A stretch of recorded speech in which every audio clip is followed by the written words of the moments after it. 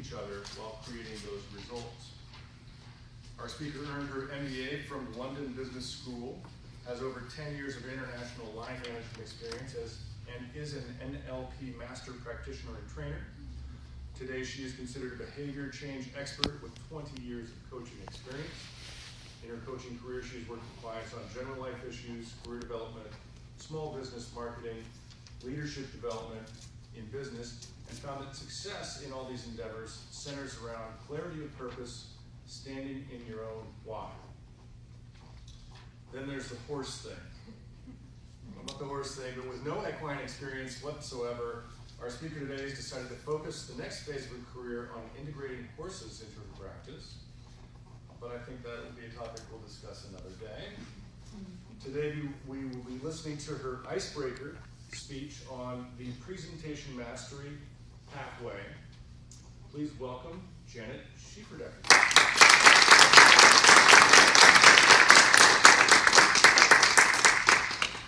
Hello, Toastmasters, and welcome guests.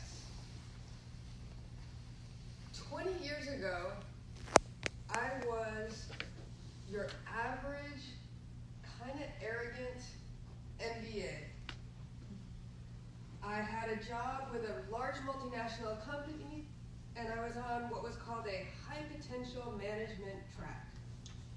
That meant I felt like from the outside, my career was going up, up, up, up. But inside, it did not feel that way. I was enmeshed in a lot of politics, bureaucracy, and I had a boss who just lied continuously to a lot of people.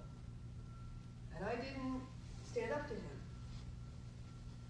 So inside, even though I had this job that looked like it was kind of a glamour thing, because I was living in Holland and I was traveling all over the world, inside I was burnt out, I was tired, and I was fed up.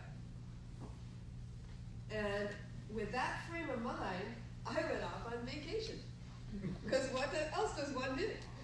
And I had a meeting in Hong Kong, so I went on vacation to Indonesia, and I went to a really remote place. It was the island of Borneo, but a tiny little atoll outside of that where I was going to go scuba diving.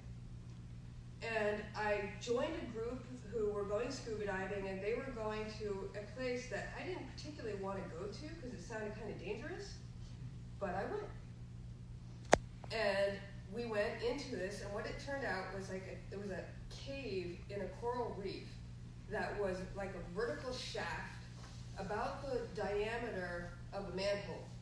You know, I could put my arms out, and that was about it. And we went down. And if you ever scuba dive before, you'll know that recreational diving limits are 100 feet. And I was watching my depthometer, and we went down 80, 90. I'm kind of going on, this is a little much, but I didn't stand up, and I didn't stop anybody, make any signals. I kept going down. I followed. 100, 110, 20, 30, 40, 50, 165. At 165, I started to panic. And when you down that deep, the air is like eating. It's just, you can practically bite it because it's so dense. And I was panicking, and because I couldn't breathe, I wanted to take my regulator out of my mouth to get air. And I started to pass out. And just as I kind of went out, I had one good thought, and that was to reach over and I could just grab the fin of the guide. And I just had enough contact that he turned around and he saw me with my regulator out. And he came over and he did what you do when somebody's panicking, which is he just grabbed me. And that brought me back. And he put the regulator in my mouth, and he brought me up to about 130 feet where I was stable. And then he went down and he went after the others. And what it turned out was that the one woman had gotten disoriented and she thought down was up. And that's why she was going down. But everybody came out all right.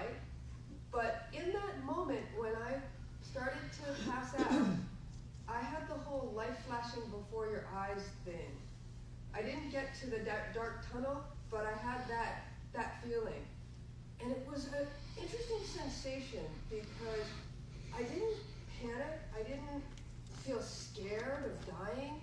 It was completely neutral. And my one thought was, I haven't lived yet. I haven't loved yet. And I came up to the top and I thought to myself, life is way too short to be living it the way I've been living it. And the next time I had a meeting with my boss and he lied in front of everybody, I pulled him out in the hallway and I told him that wasn't okay. And about 3 months later, I quit.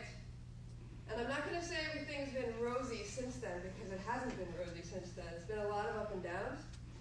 But at least I feel like I'm doing my best to live. And I do leadership consulting now, and I work with a lot of different people. And what I've found is that what's really important is not those big choice point moments, like when I was scuba diving. It's actually all the little moments every single day where you have many decisions and you get to decide, am I going to just follow along or am I going to say something? Am I going to tell my boss that it's not okay to lie? Or do I just kind of go along with it because I don't want to make waves? And most importantly, what I ask myself a lot is, am I loving enough? Have I loved enough today? Because that's what's important, just what you're doing today.